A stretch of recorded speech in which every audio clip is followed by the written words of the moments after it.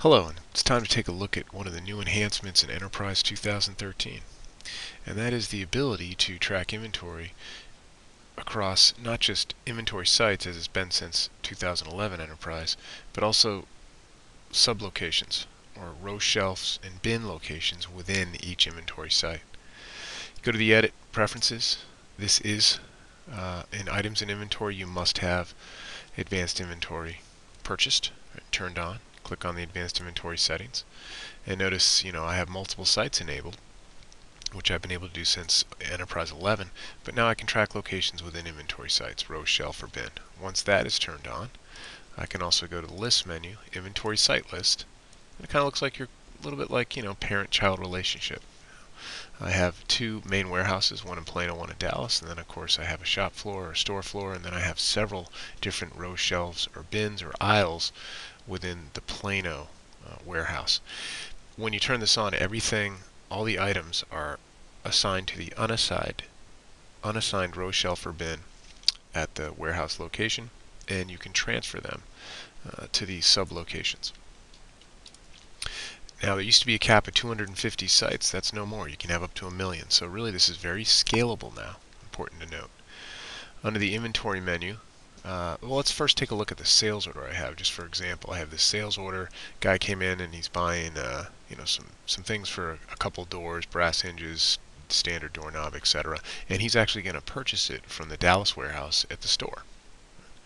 So, knowing that that is how it is, I know that I have none of this stuff. Everything's in Plano.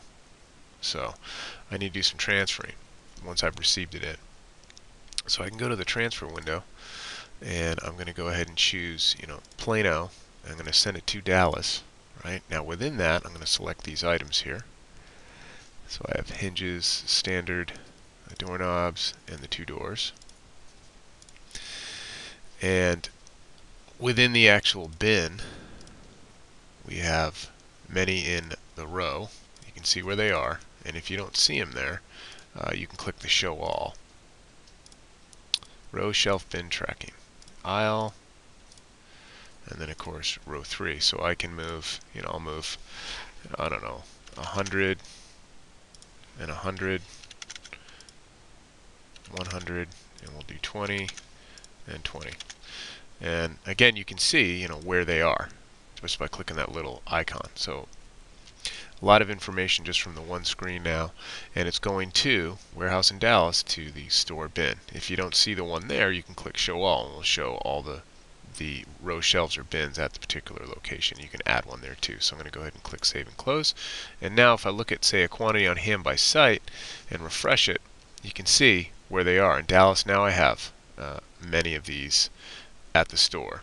So I can now fulfill that sales order. Also comes into play when you are receiving items. So if I had a quick purchase order for a particular vendor,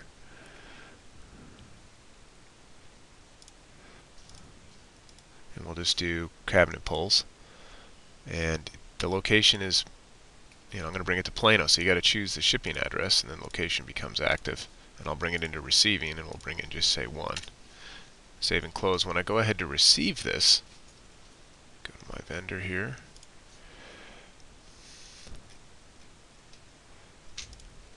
there's my purchase order, and I can go ahead and create an item receipt from this, and I tab off and click yes.